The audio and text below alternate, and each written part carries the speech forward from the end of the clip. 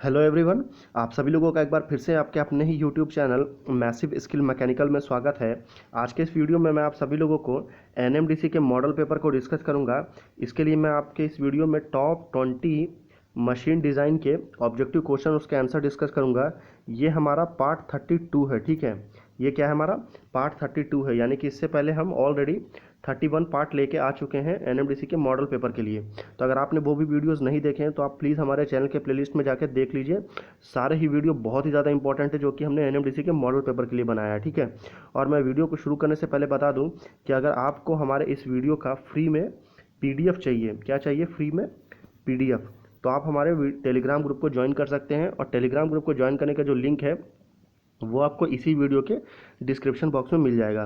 तो फिर चलिए शुरू करते हैं। हमारा पहला क्वेश्चन है कि द स्लीव और muff coupling is designed as a thin cylinder, thick cylinder, solid shaft, hollow shaft. तो स्लीव और मफ कपलिंग जो है वो डिज़ाइन होता है किसके लिए, वो होता है आपका हॉलो शाफ्ट के लिए।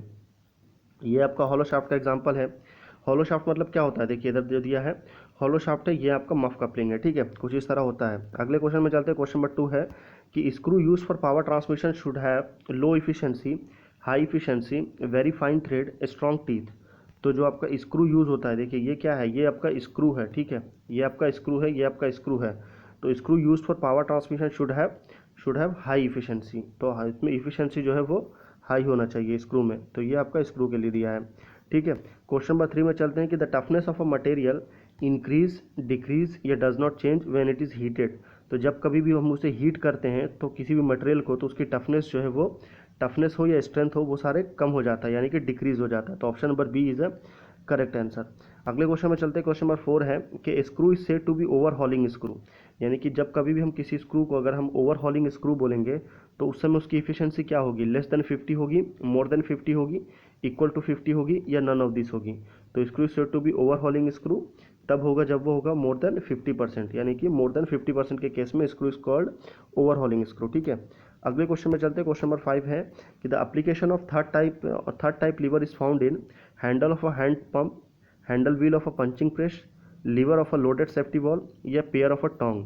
तो थर्ड टाइप लीवर जो है वो किसके लिए यूज़ होता है, वो होता है ए पेयर ऑफ टोंग के लिए।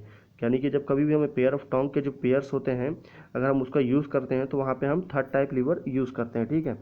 क्वेश्चन नंबर 6 में आते हैं कि in second type of lever, यानी कि second type lever, first type lever और थर्ड टाइप लीवर, तीन टाइप का होता है, ठीक है।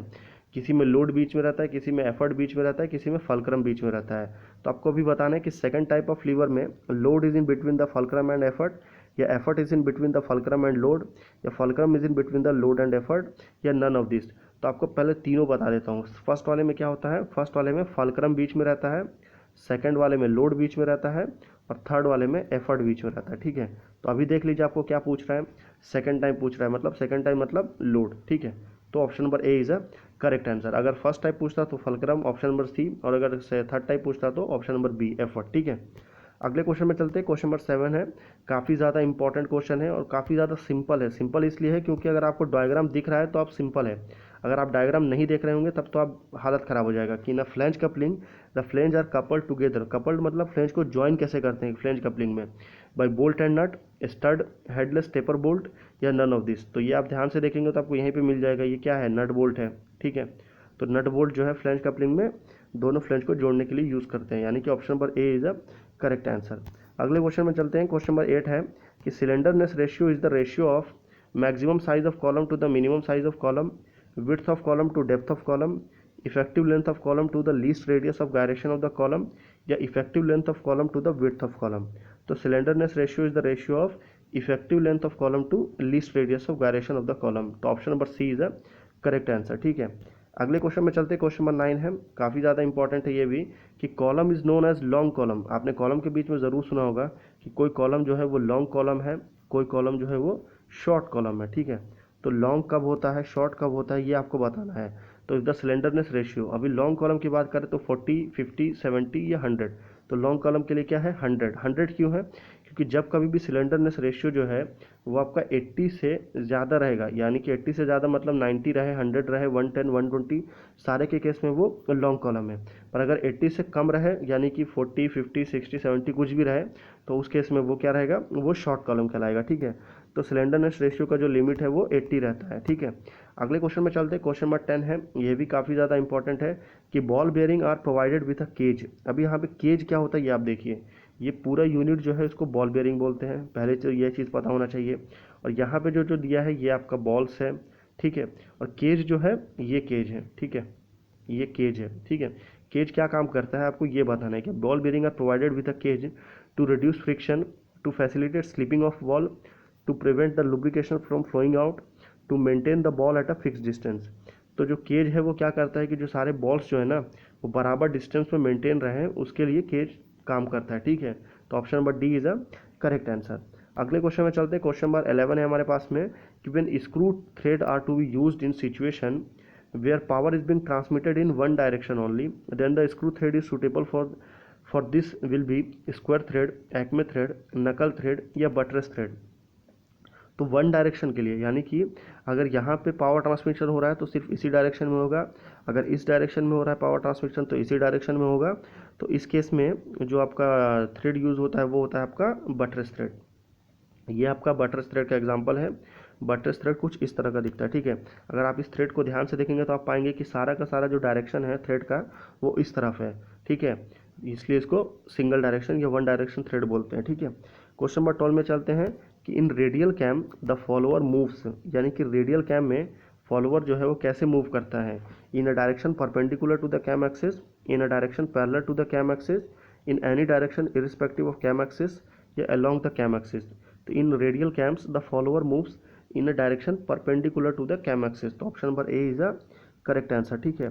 अभी रेडियल कैम की बात करें तो ये देखिए रेडियल कैम है, रेडियल या डिस्क कैम जो बोलते हैं इसको बोलते हैं।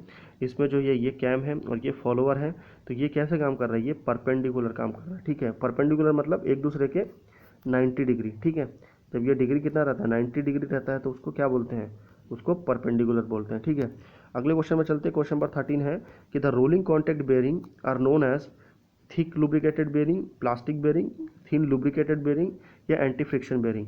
तो रोलिंग कॉन्टैक्ट बेयरिंग ये आपका रोलिंग कॉन्टैक्ट बेयरिंग है, या रोलर बेयरिंग जिसको बोलते हैं, ये भी रोलिंग कॉन्टैक्ट बेयरिंग में आता है। उसको और किस नाम से जाना जाता है तो उसको बोलते हैं एंटी फ्रिक्शन बेयरिंग। तो option number D is a correct answer. अगले क्वेश्चन में चलते हैं, क्वेश्चन नंबर 14 है कि the size of a gear is usually specified by pressure angle, pitch circle diameter, circular pitch या डायमीटर पिच। तो जो गियर का जो साइज होता है वो किससे स्पेसिफाइड करते हैं, वो करते हैं हम पिच सर्कल डायमीटर से। तो पिच सर्कल डायमीटर कहाँ पर है, आप यहाँ पे ध्यान से देखेंगे तो आपको मिल जाएगा, यहाँ पे आपका पिच सर्कल है, ये जो है आपका पिच सर्कल है, ठीक है। तो ये PCD कभी कभी शॉर्ट में बोलने से PCD पिच सर्कल डायमीटर। तो पिच सर्कल डायमीटर से ही जो गियर का साइज है, यानी कि गियर कितना बड़ा होगा गियर कितना छोटा होगा, ये डिसाइड होता है, ठीक है। क्वेश्चन नंबर 15 में चलते हैं कि in leaf spring the longest leaf is known as lower leaf, master leaf, upper leaf या नन ऑफ दिस। तो इन लीफ स्प्रिंग में जो लॉन्गेस्ट लीफ होता है वो होता है आपका मास्टर लीफ, ठीक है। मास्टर लीफ को ही लॉन्गेस्ट लीफ बोलते हैं। अब ये लीफ स्प्रिंग कहाँ पे यूज़ होता है, अगर आपने ट्रक के देखे होंगे, बड़े बड़े ट्रक जो होते हैं उसके पीछे में जो डिफरेंशियल यूनिट के बगल में इस तरह का जो यूनिट है ये जो रहता है जो लगा हुआ है, ठीक है, आपने ऐसा ज़रूर देखा होगा बेंड में, ऐसा ऐसा बेंड में ऐसा लगा रहता है, ठीक है, इस तरह का स्प्रिंग रहता है, ठीक है। तो इस तरह की स्प्रिंग जो लगा रहता है इसको ही बोलते हैं लीफ स्प्रिंग, ठीक है। तो ये क्या काम करता है, ये आपका सस्पेंशन बना के रखता है दोनों टायर के बीच में, या आगे वाले टायर और पीछे वाले टायर के बीच में, ठीक है। 16 क्वेश्चन नंबर 16 में चलते हैं कि the taper on quarter generally varies from 1 in 15 to 1 in 10, 1 in 24 to 1 in 20, 1 in 32 to 1 in 24 या 1 in 48 to 1 in 24। तो टेपर ऑन क्वार्टर यानी कि जो क्वार्टर जॉइंट है ये क्वार्टर है, तो इसमें जो टेपर होता है वो कितना होता है, वो होता है आपका 1 in 48 टू 1 in 24, ठीक है। तो ये काफ़ी ज़्यादा इंपॉर्टेंट है, इसके लिए आपको ये क्वेश्चन याद ही होना चाहिए और ये वैल्यू याद ही होनी चाहिए, क्योंकि आप इसमें कुछ ये समझने जैसा कुछ भी नहीं है, ठीक है। अगले क्वेश्चन में चलते हैं, क्वेश्चन नंबर 17 है कि when two non intersecting and non coplanar shaft are connected by gears the arrangement is known as, ठीक है। यानी कि अगर दो नॉन इंटरसेक्टिंग यानी कि एक दूसरे को काट भी नहीं रहे हों और एक दूसरे के प्लेन भी नहीं हो, नॉन कोप्लेनर एक दूसरे के प्लेन पे नहीं हो, तो उस तरह के जो गियर होते हैं उस अरेंजमेंट को क्या बोलते हैं, spur gear, helical gear, bevel gear या स्पाइरल गियर है। तो उसका उस टाइप के गियर को बोलते हैं स्पाइरल गियर, ठीक है। अब स्पाइरल गियर किस तरह होता है, ये देखिए इस तरह रहता है, ये आपका नॉन इंटरसेक्टिंग है और नॉन कोप्लेनर है, ठीक है। अगले क्वेश्चन में चलते हैं। क्वेश्चन नंबर 18 है हमारे पास में कि when a nut is tighten by placing a washer below it, the bolt will be subjected to tensile stress, compressive stress, shear stress या none of this। तो when a nut is tightened by placing a washer below it, the bolt will be subjected to tensile stress। यानी कि मान लीजिए अभी आपके पास में एक बोल्ट है, ठीक है, ये आपका हेड है, ठीक है, ये आपका एंड हो गया, ठीक है। अब यहाँ से आप नट डालेंगे, ठीक है, ये थ्रेड है इसके ऊपर में, इधर साइड से आप नट डालेंगे, यहाँ पे वॉशर भी अगर आप फिक्स कर देंगे तो क्या होगा, जैसे जैसे ये टाइट होगा ना, ये लोगों को क्या लगता है कि जब बोल्ट टाइट होता है तो वहाँ पे कंप्रेसिव स्ट्रेस आता है, कि जैसे जैसे बोल्ट टाइट होता है वो कंप्रेसिव स्ट्रेस होता है, पर ऐसा नहीं है। कंप्रेसिव से पहले ज़्यादा क्या इफेक्ट करता है, वो उसका टेंसाइल स्ट्रेस इफेक्ट करता है, ठीक है।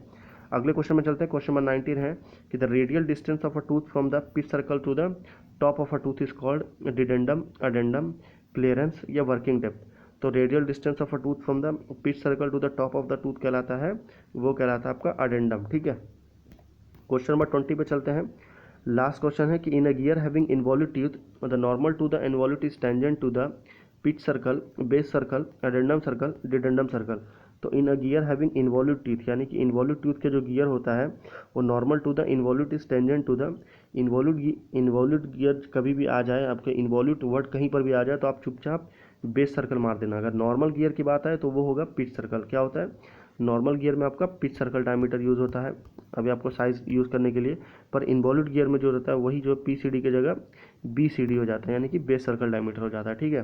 तो लास्ट क्वेश्चन में देखते हैं, क्यू फॉर यू, यानी कि क्वेश्चन फॉर यू है आपके लिए। क्वेश्चन है कि the metal suitable for bearing subjected to light load, ठीक है, यानी कि लाइट लोड के लिए कौन सा बेयरिंग यूज़ किया जाता है, silicon bronze, white metal, Monal metal या फिर फॉस्फोरस ब्रॉन्ज। तो इसका आंसर आपको मुझे नीचे कमेंट करके बताना है, ठीक है। तो क्वेश्चन ये आपके पास में है, 4 ऑप्शन आपके पास में है। अगर लाइट लोड की जगह हैवी लोड रहता तो रहता क्या आंसर, वाइट मेटल, ठीक है। वाइट मेटल जो है वो आपका हैवी लोड के लिए यूज़ होता है। चलिए फिर आप लाइट लोड के लिए क्या है, आप ये 3 में से ही मुझे नीचे कमेंट करके बताइए, ठीक है। तो हमारा वीडियो खत्म हो चुका है, और अगर आपको वीडियो पसंद आया या मेरा काम पसंद आया तो प्लीज़ इसे वीडियो को लाइक ज़रूर करिए। और अगर आप पहली बार आए हैं हमारे चैनल में तो हमारे एनएमडीसी के चैनल के लिए जो हम अभी सीरीज़ लेकर के आ रहे हैं और आगे ऐसे और भी बहुत सारे सीरीज़ लेके आएंगे, तो हमारे चैनल को सब्सक्राइब करके बेल आइकन ज़रूर प्रेस कर लें। फिर मिलते हैं आपसे अगले वीडियो में, तब तक के लिए दीजिए इजाज़त, धन्यवाद।